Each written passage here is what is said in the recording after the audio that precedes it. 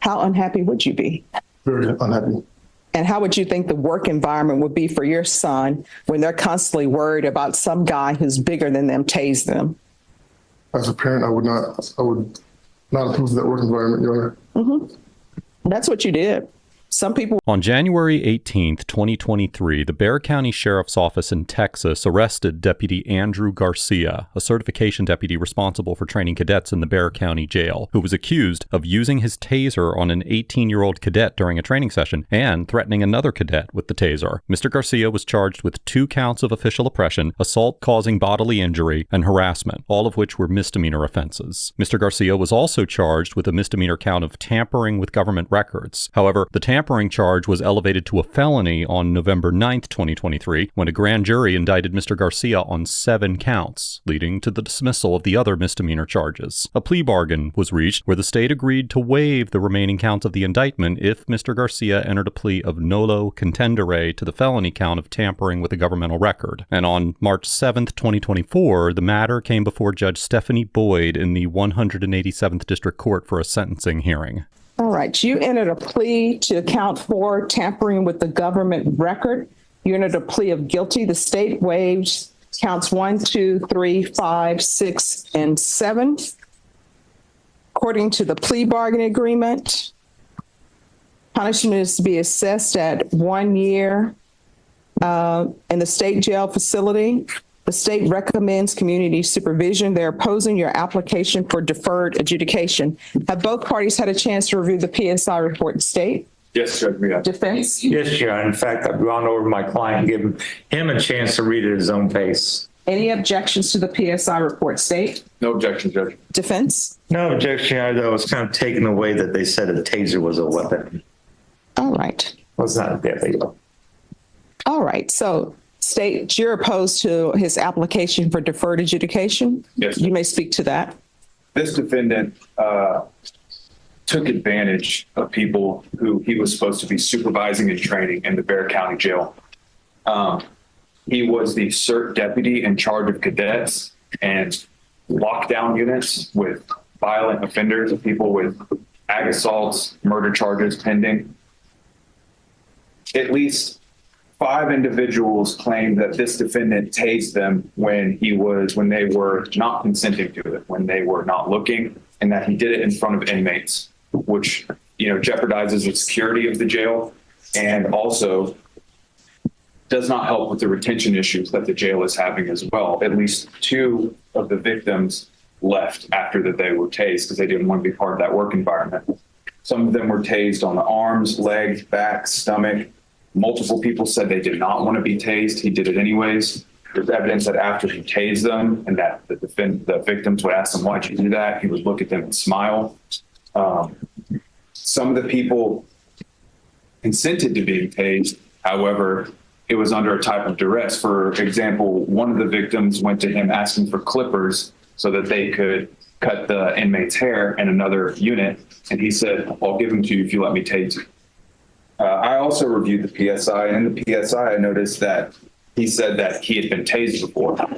There's evidence that was uncovered throughout the investigation that he would, when the victims would say, hey man, why'd you do that to me? Have you ever been tased? He would respond back with, no, and I'm not going to let anyone tase me. So I don't know which part of that is actually true. Judge, I just want to make it very clear that when these reports come out and when all this stuff is happening, they don't say Andrew Garcia was tasing people in the jail. They say a Bexar County Sheriff's deputy was tasing people. He's besmirched the badge of the Bexar County Sheriff's Office.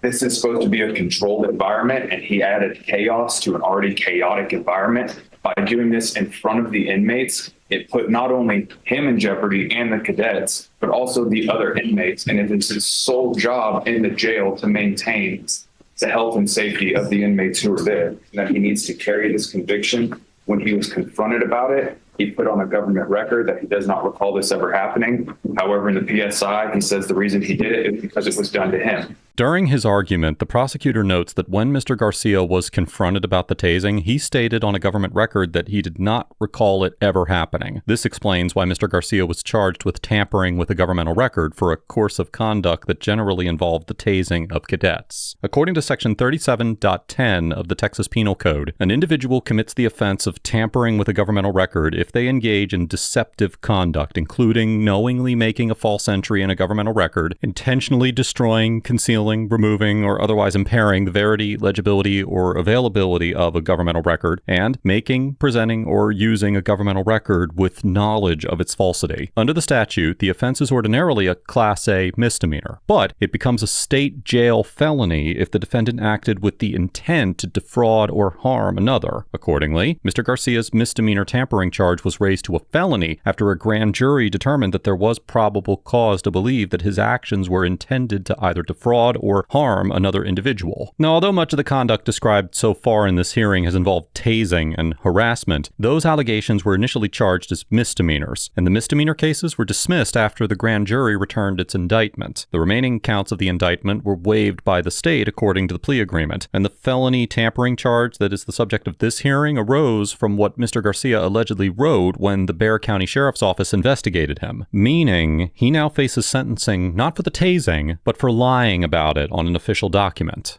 You know, the old saying, if all your friends jump off of a bridge, are you going to do it too? And here it seems like he just went along with it and was tasing all these cadets. I just want to point out one of the individuals, this defendant is 6'10", 245 pounds, at least at the time when he was working there. One of the victims is 5'2" and 112 pounds.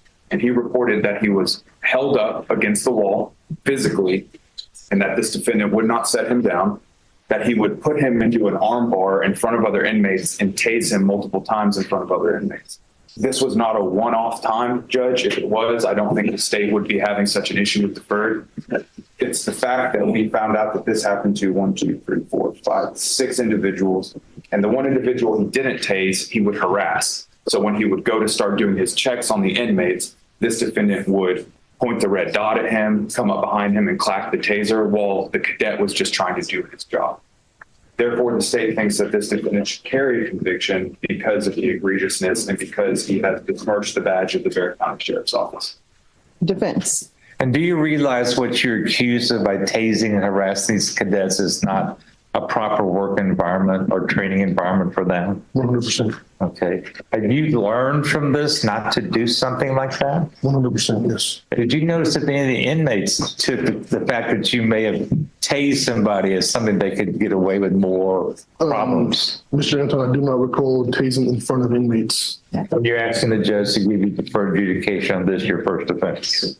Yes, I am. Anything else you want to say real quickly? I have a newborn baby. This is a first-time offender. I do understand what I did was, wrong. I would not do it again. It was a mistake. I'm about to get married here in the next couple of weeks. I asked for, if you put on deferred, I would greatly appreciate it. I have learned my lesson, Your Honor. And I would never, ever do anything like this again. Any questions? Any questions from the state? Just a few questions. So your attorney asked you, you know that that's not a proper work environment, stuff to do in the work environment, correct? But you understand this is more than just some type of workplace harassment. That was criminal conduct you were doing. Yes. Where you were housing people who have allegedly committed crimes. Correct. So in fact, you were committing crimes in the jail. Correct. No further questions, Judge. Nothing else, John.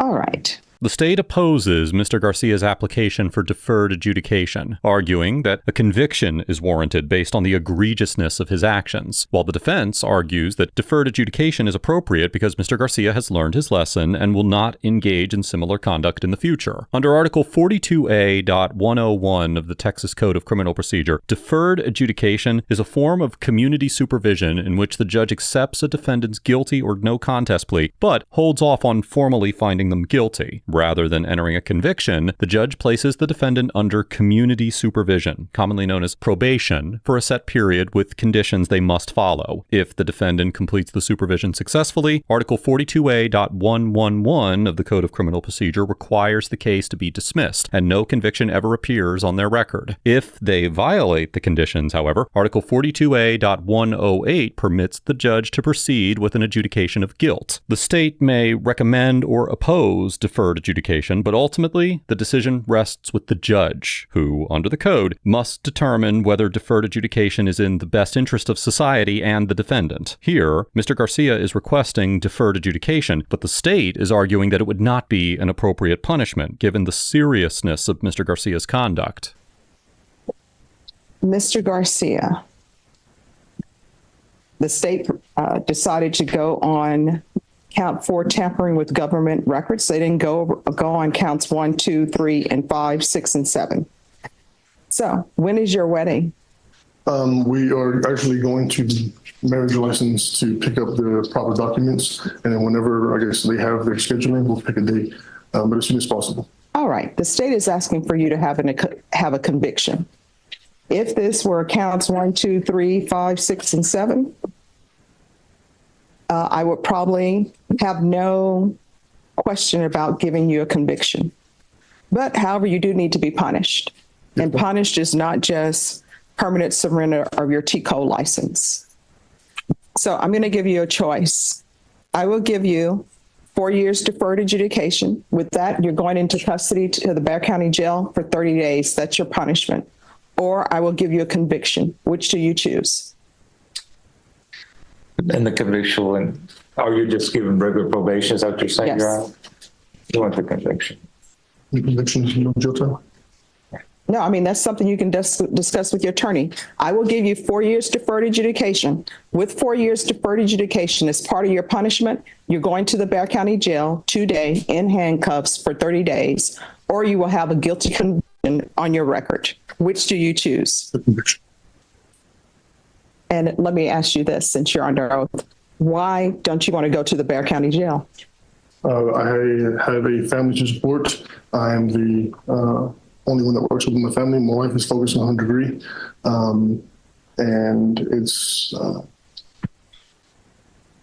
I don't want to be in jail, Your Honor.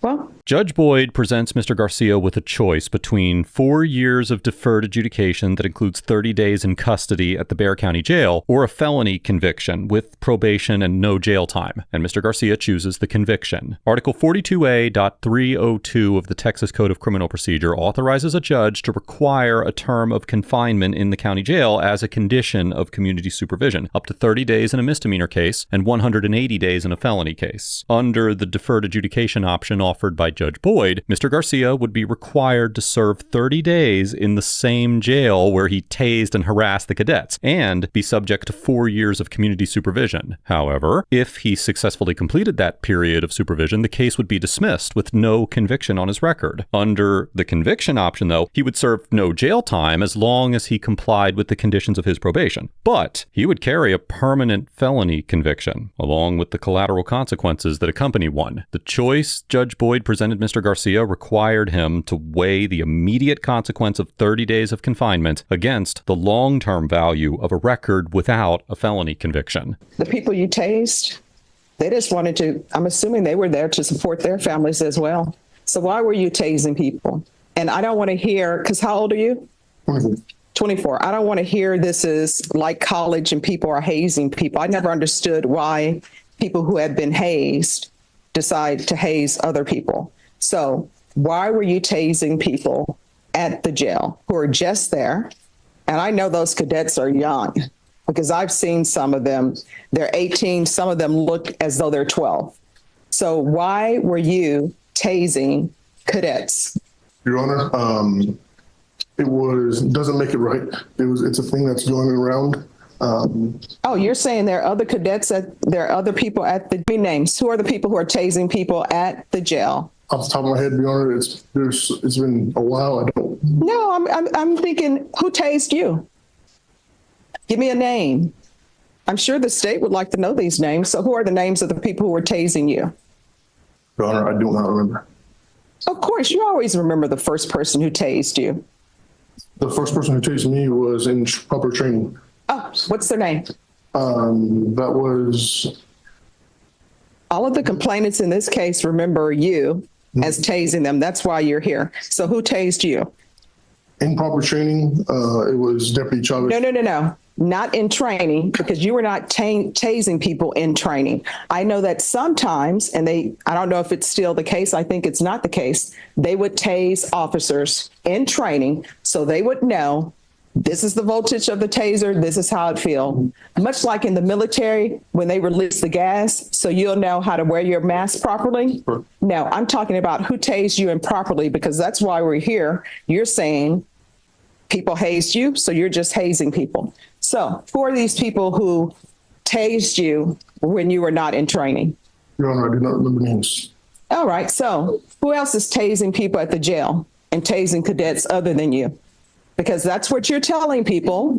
You're telling me, you're telling the state, you're telling the attorney that there's tasing happening at the jail. I'm sure those cadets don't want to be tased if it's not in training. So who are these other people who are tasing cadets? We want to know. So tell me who they are. Do you need to sit in the box while you think of the names of the people?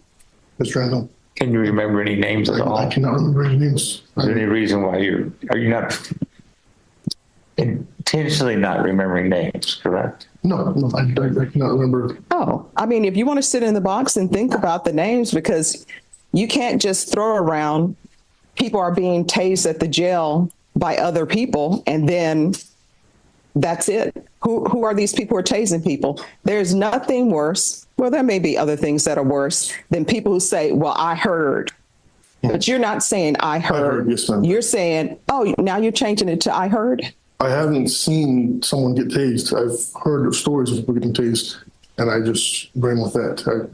Oh, so he's never seen anybody tased. So now he's not just continuing the hazing that happened to him. He was just tasing people.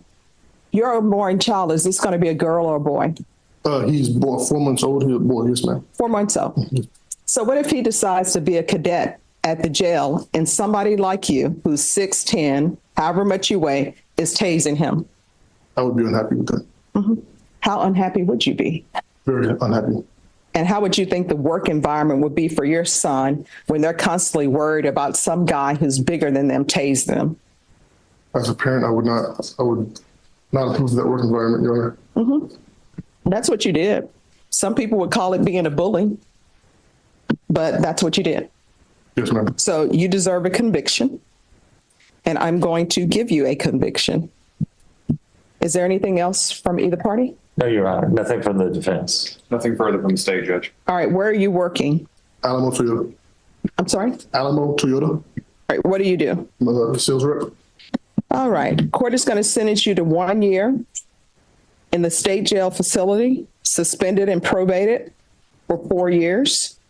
Proof of employment within 30 days. There's to be no employment as a home health care provider or with minors. There's to be regular reporting by Zoom or in person. There's to be regular UAs. There's to be the permanent surrender of your TCOL license. While you're on this probation, there's to be no employment as a security officer, any field of employment which requires you to supervise others. Probation, is there any type of anti-bullying course for him? Yes, I can look into it. All right, you're going to take somebody's anti-bullying course so you can understand the impact that you have when you bully people. Yes, sure. There's to be no contact with any of the complainants, 200 hours of community service restitution. Court is not waiving any of those hours, and I'm going to require parenting classes. Probation, is there anything else? Sir, is there anything else you need from the court to be successful on this probation? No, Your Honor. All right. All right, because this is a plea bargain agreement, because I followed your plea bargain agreement, and because you waived your right to appeal, you do not have the court's permission to appeal. Because this is a felony conviction, you're not allowed to own or possess any weapons or ammunition. All right, we can go off the record. I understand why you don't want to do your time at the Bexar County Jail. And you know what? I know it has to do with people in the box and security for you at the Bexar County Jail. So that heavy beating of your heart, that's the heavy beating that all of those cadets had whenever you were on shift. And you need to remember that. Do you understand? Sure. All right, good luck to you. Judge Boyd sentenced Mr. Garcia to 1 year in a state jail facility, suspended and probated for 4 years, and imposed a series of conditions on his supervision. On April 28, 2026, Mr. Garcia filed a motion for early termination of his probation, and on June 1st, 2026, the motion was granted. Mr. Garcia's community supervision was terminated, and the case was closed the following day. This proceeding illustrates that when given a choice between immediate punishment and a longer-term consequence, a defendant will not always choose to protect their criminal record. Judge Boyd offered Mr. Garcia a path that spared him a conviction entirely, conditioned only on 30 days in the same jail where he engaged in misconduct. Mr. Garcia, however, chose a permanent felony conviction over those 30 days in custody. A felony conviction follows an individual for the rest of their life, appearing on background checks for employment and housing, restricting their right to possess a firearm, and impacting their life in ways that a dismissed case never would. That Mr. Garcia chose to accept those lasting consequences to avoid spending 30 days in custody, that demonstrates the level of hardship imposed by even a short jail sentence, and reflects how heavily immediate punishment can weigh against long-term cost when a defendant is asked to choose between them.